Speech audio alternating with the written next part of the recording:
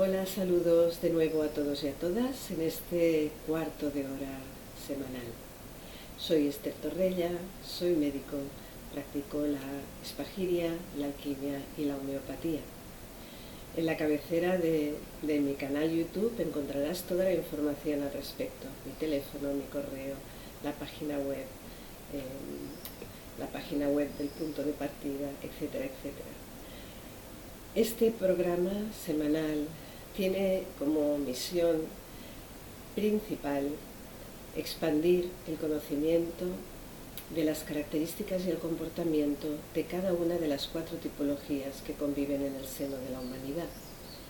Es importante como herramienta para que puedas acceder a conocer quién eres en realidad, tu manera de estar en el mundo, de relacionarte, tus lugares físicos de mayor vulnerabilidad, etcétera, etcétera. Y este punto de partida lo incluyo en esa segunda intención, que es la de dar a conocer de una manera práctica y amena el significado de lo que es la medicina holística e integrativa, que es la que yo practico. La medicina holística, ¿qué significa? Significa que contempla al hombre en su totalidad y en su singularidad. Un hombre que al mismo tiempo está en relación con el medio ambiente en el que vive plenamente inmerso. ¿Y por qué el término integrativo? Pues porque cuando hay un proceso que resolver en cualquiera de los ámbitos físico, energético, mental, pues buscamos a menudo sumar todas aquellas técnicas holísticas afines que puedan contribuir a un mejor y más profundo proceso de sanación. Bueno, es importante tener en cuenta que el punto de partida de cada cual, su tipología, es fundamental a la hora de establecer cuáles son los factores de riesgo que generan tensiones crónicas, sobre todo en nuestro ser, en nuestra naturaleza humana. Cuando somos pequeños, expresamos nuestro cuerpo emocional, nuestras emociones, de una manera espontánea, de una manera fluida, sin prevención, cuando somos muy, muy pequeños. Pero sí, al expresar ese impulso, tenemos una serie de consecuencias en nosotros mismos, como el dolor, como la frustración, el desengaño, la traición, etc. Empezamos muy, muy pronto a construir capas de condicionamiento para evitar ese dolor, para evitar esa contradicción, ¿no? Porque a veces la emoción en un niño pequeño es tan simple, tan pura, que puede ser que la persona que más ame en el mundo y que en ese momento sea motivo de su dolor, pues le genere rabia, le genere cólera. Y esas dos emociones son de hecho contradictorias, opuestas, ¿no? Amor, odio, amor, ira, etc. Entonces vas como construyendo capas de condicionamientos al mismo tiempo que como niño construyes tu personalidad. Cuando termina la etapa de aprendizaje, tienes ya como una especie de doctrina, de catecismo en ti, que es fruto de todas esas estrategias, de todos esos recursos que has ido encontrando para poder superar, para poder sobrevivir a todo ello. Y esa es, a la vez, tu propia cárcel. No eres libre para expresarte emocionalmente sin complejos, sin culpa, cuando eres adulto. Ese es el caso de un sentimiento, emoción, que se llama amor. El amor, en mayúsculas, es una fuerza que mantiene todo el universo, toda la creación cohesionado en una relación de interdependencia entre la multiplicidad de formas de vida que lo conforman, el universo, la creación. Es un término en singular, pero está conformado por una multiplicidad de formas de vida y todas ellas están interrelacionadas. El amor atrae y cohesiona, es como una fuerza, un movimiento de atracción permanente. Aplicado a nuestra naturaleza humana, a nuestro microcosmos, ese es una emoción, un sentimiento-emoción que nos lleva a sentir un impulso para salir de nosotros mismos e ir a buscar el contacto, la conexión con el otro o con otra cosa que genere nuestro interés. Por lo tanto, sigue siendo un movimiento, ¿no? La palabra emoción, movimiento. Entonces, ese movimiento parte de la sensación de un impulso interno, ¿no? Salgo de mí para ir a buscar, para ir a conectar.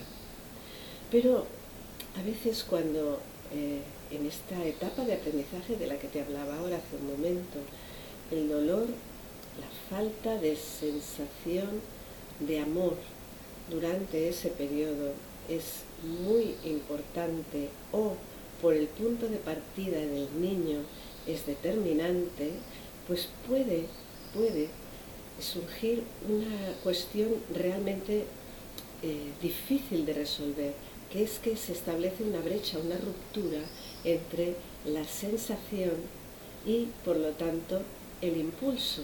No hay sensación, no hay un impulso. El impulso de conectar desde la empatía, desde el ponerte en conexión y en comunicación con el otro.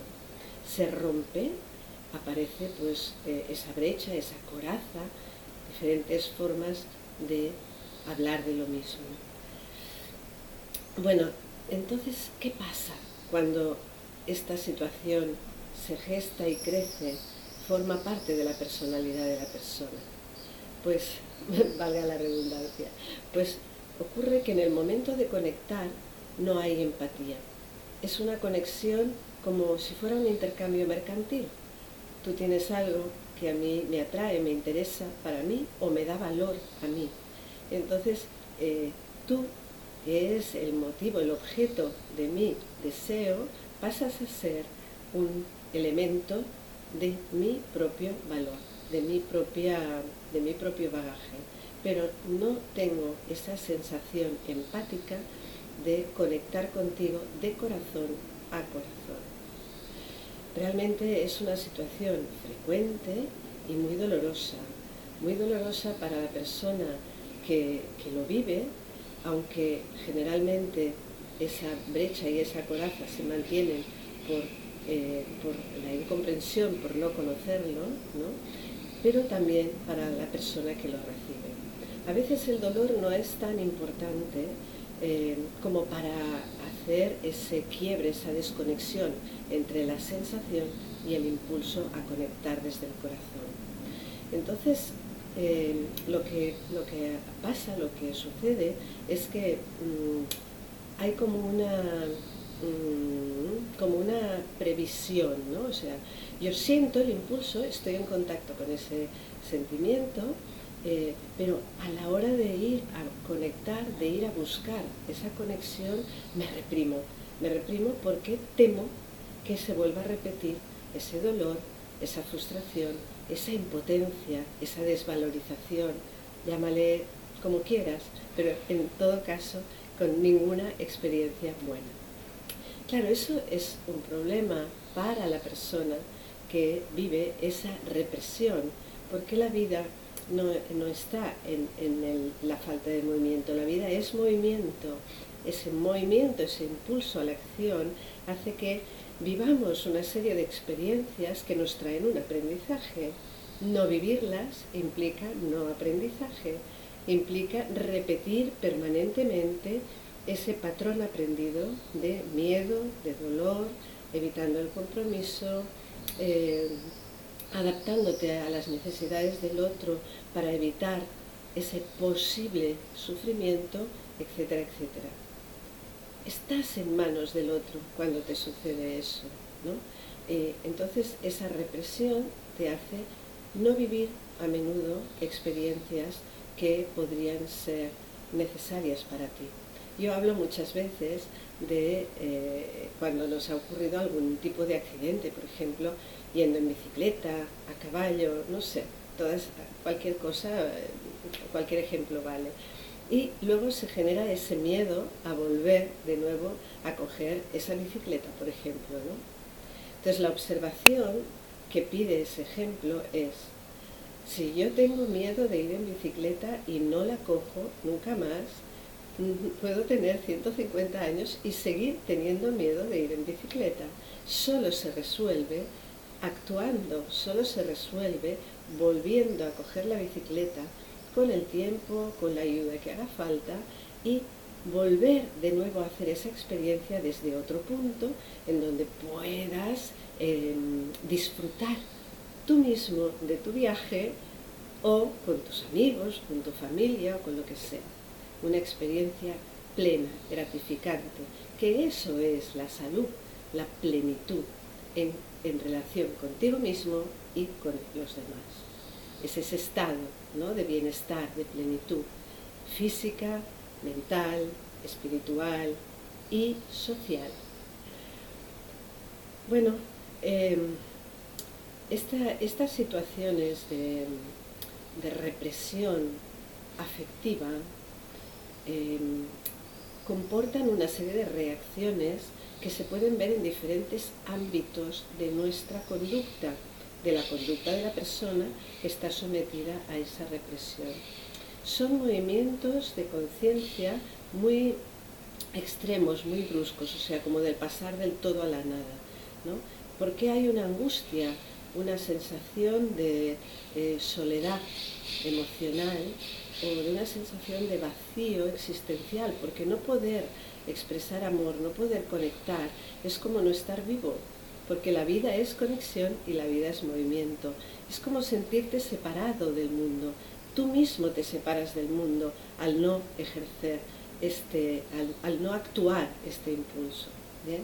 Entonces hay conductas que generan esos picos, ¿no?, con la alimentación, por ejemplo, ¿no? De repente dejo de comer, de repente como todo, o de repente me entrego a una relación de una forma, digamos que desconectada del miedo, y otras veces me reprimo y me escondo y me aíslo.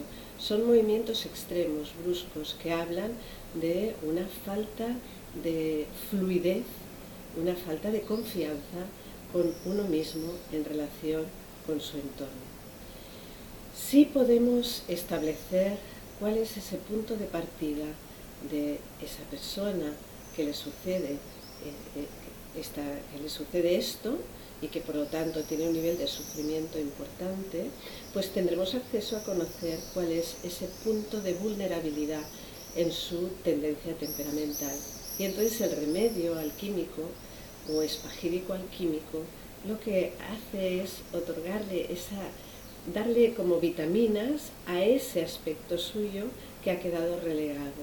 Darle vitaminas significa que de una forma espontánea y natural va a ir adquiriendo conciencia, va a ir entendiendo y va a conectar o a reconectar consigo mismo, con su poder personal, con su ser interno, con su yo sabio.